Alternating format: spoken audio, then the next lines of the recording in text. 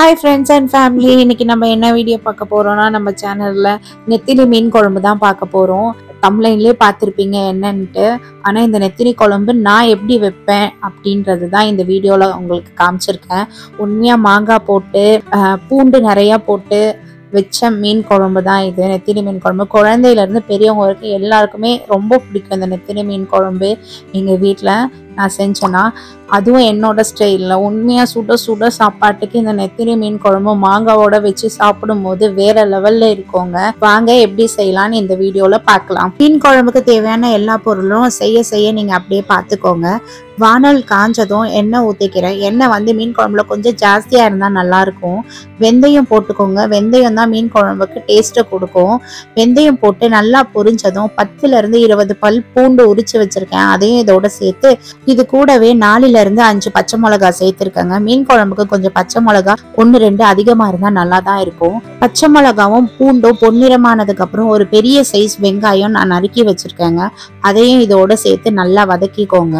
வெங்காயம் சேர்த்து நல்லா வதங்கிக்கிட்டே இருக்கும் பொழுது நான் 1 to 2 கொத்து கருவேப்பிலை சேர்த்துக்கிறேங்க. எனக்கு மீன் குழம்புக்கு கருவேப்பிலை இந்த ஸ்டேஜில் சேர்த்திங்கன்னா கொஞ்சம் வாசமாக இருக்கும். நீங்கள் ட்ரை பண்ணி பாருங்கள். இந்த ஸ்டேஜில் உப்பு சேர்த்துக்கிறேன். நான் மீன் குழம்புக்கு தேவையான உப்பு தான் இதில் சேர்த்துருக்கேன். இப்போவே நான் சேர்த்துக்கிறேன். உப்பு சேர்த்து நல்லா வதங்கினதுக்கப்புறம் வெங்காயம் ஒரு சைடு வதங்கிட்டே இருக்க கேப்பில் நான் என்ன பண்ணேன்னா கழுவி எடுத்து வச்சிருக்க நெத்திலி மீனில் 1/4 டீஸ்பூன் காஷ்மீரி சில்லி பவுடர் சேர்த்துருக்கேன்.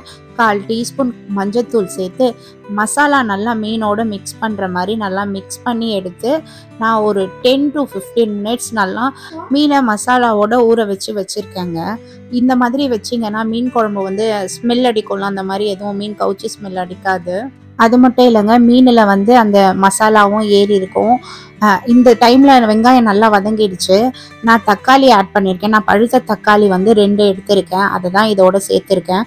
தக்காளி சேர்த்து நல்லா வதக்கி எடுத்துக்கோங்க. தக்காளி நல்லா வெங்காயத்தோட நல்லா வதங்கி நல்லா சாஃப்டாக இருக்கணும். தக்காளி நல்லா வதங்கி இந்த ஸ்டேஜில் 1/4 டீஸ்பூன் மஞ்சத்தூள், 1/4 டீஸ்பூன் காஷ்மீரி சில்லி பவுடர் சேர்த்துருக்கேன். மொத்தமாக இந்த குழம்புல 1/2 டேபிள்ஸ்பூன் காஷ்மீரி சில்லி யூஸ் பண்ணியிருக்கேன். 1/4 டீஸ்பூன் மீனோட மசாலா தடவி வச்சுருக்கேன். 1/4 டீஸ்பூன் இதோட சேர்த்துக்கோங்க. இந்த மாதிரி சேர்த்திங்கன்னா மீன் குழம்புல நல்ல கலர் கொடுக்கும். அதனால தான் நான் இப்போ சேர்த்துருக்கேன்.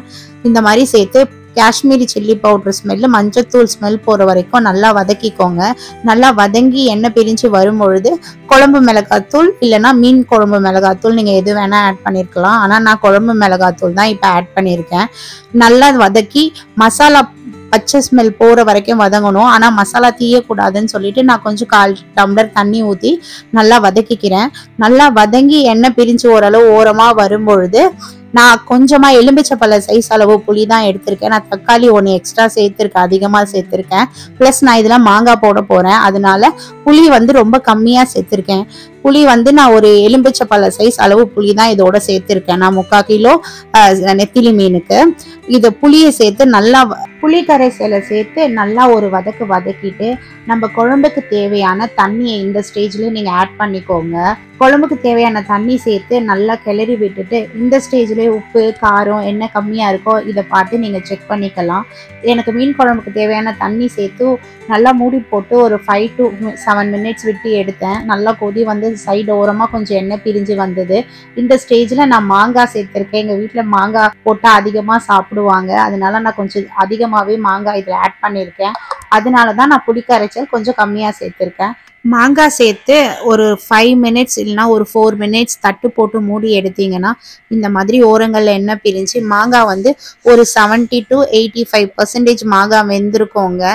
இந்த மாங்காய் வெந்த இந்த ஸ்டேஜில் நம்ம க்ளீன் பண்ணி மேரினேட் பண்ணி வச்சுருக்க மீனை நான் இதோட ஆட் பண்ணியிருக்கேன்.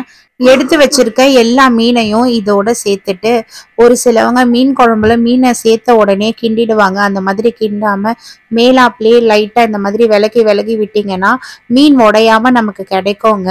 எனக்கு இந்த அளவு திக்கு இருந்தால் போதும்னுட்டு தான் நான் ரொம்ப திக்காக தான் வைக்கிறேன் இந்த மீன் குழம்பு. ஒரு 4 to 5 minutes லோ ஃப்ளேம்லேயே நீங்கள் வச்சு எடுத்தீங்கன்னா மீன் குழம்பு ரெடி ஆகிடுங்க. நெத்திலி மீன் சீக்கிரம் வெந்துடும், உடஞ்சிரவும் கூடும், பார்த்துக்கோங்க. சிம்லேயே தான் நான் வச்சு எடுத்தேன். ஃபைனலாக என்னோட ஸ்டைலில் கொத்தமல்லி தூவி இறக்கணும்னா அவ்வளோதான், என்னோட ஸ்டைலில் மீன் குழம்பு ரெடிங்க. நான் சொன்ன இதே மெத்தடில் வச்சிங்கன்னா மீன் குழம்பு நல்லா டேஸ்ட்டாகவும் நல்லா கலர்ஃபுல்லாகவும் கிடைக்குங்க. நீங்கள் ட்ரை பண்ணி பாருங்கள். இந்த நெத்திலி மீன் குழம்பு ரெசிபி உங்களுக்கு பிடிச்சிருந்ததுன்னா லைக் பண்ணுங்கள், ஷேர் பண்ணுங்கள், சப்ஸ்கிரைப் பண்ணுங்கள்.